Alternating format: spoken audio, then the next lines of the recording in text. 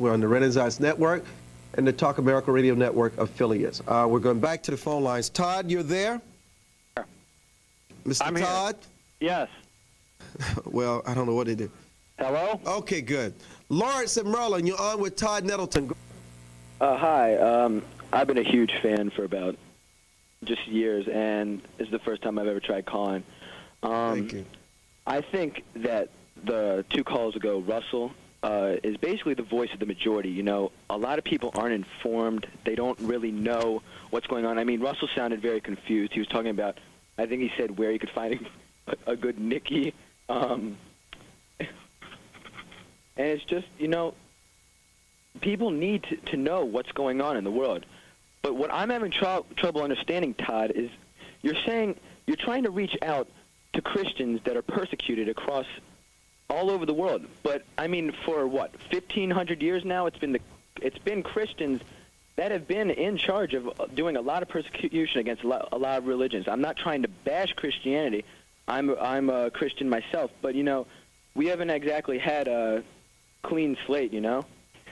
Right, I agree with that, and I think, again, it goes back to the difference between a biblical Christian and a cultural Christian, and I don't think that those who are biblical Christians who are trying to live like Christ would live, I don't think that those people have been involved in persecuting other faiths.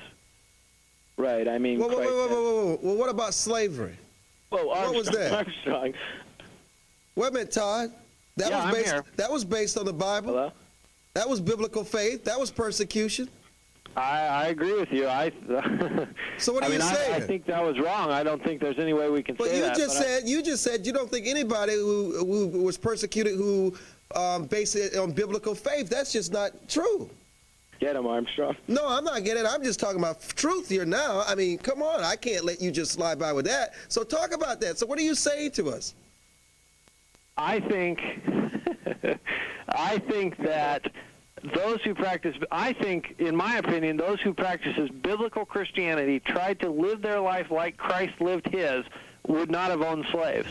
Whoa, Todd, I have to interrupt. I'm sorry. Oh, we got to come back. Oh, Todd. I'm here. We got to come back. We're coming back. Hold up. We are coming back to this. We cannot let Todd go just yet. We will be back. We're on the right side. I'm Armstrong Williams, your host. Now, I may stand up for Christians. Oh, absolutely. But I stand up for all injustices, no matter where they are. And we'll be back on the right side, the real right side. Everyday America. Broadcast of Armstrong Williams' hugely popular radio program. He's passionate. He's controversial. He takes on some of Washington's most respected political leaders and opinion shapers.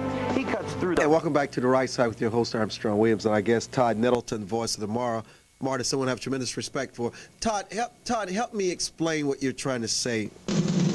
Todd's not back here. Okay. All right. Todd Nettleton, welcome back to the right side. Are you there, Todd? Is Todd there? I need to talk to Todd. I'm here. Todd, explain to me what you're trying to say, because I know your heart is good. I know you stand up for a wonderful cause, but help me on this little piece we got bogged down with here, with biblical faith and what you were saying. Okay, what I'm saying is I think there's a difference between someone who lives in a Christian nation or goes to church on Christmas and Easter and says, I'm a Christian, and a person who tries to live his life the way Christ would live. In my mind, the second person is a biblical Christian. The other person is a cultural Christian. And I think, you know, we talk about persecution, and several callers have brought up, you know, Christians have done some persecuting as well. I believe that was done by cultural Christians rather than biblical Christians. Because the biblical Christians that we deal with every day are people who accept the persecution and smile and even pray for the people who are persecuting them. So I don't think that's consistent with somebody who would then turn around and be a persecutor. Brandon, your final comment? Well, before I go, I have a few questions because, Todd, the way you're presenting this thing, it's not exactly completely clear. You say that you would like this group, the martyr group, to go to countries where there is persecutions of Christians and try and correct that. Am I right? Not necessarily. Well, we would like to correct it, obviously, but I think we've accepted that that's part of the Christian walk. I mean, well, Paul said those who desire to follow Christ will face persecution, and so our mission is really to join hands with those people and to join in fellowship with them. Todd, well, you see, I'm currently in Maryland. I'm part of a group called Team Kitty, and we work with the Christian Coalition. Right. Trying to help reach out to people that do discriminate against Christianity. Okay, Brandon, thank you so much for joining us. Todd, we're about to wrap up. Any closing thoughts from you?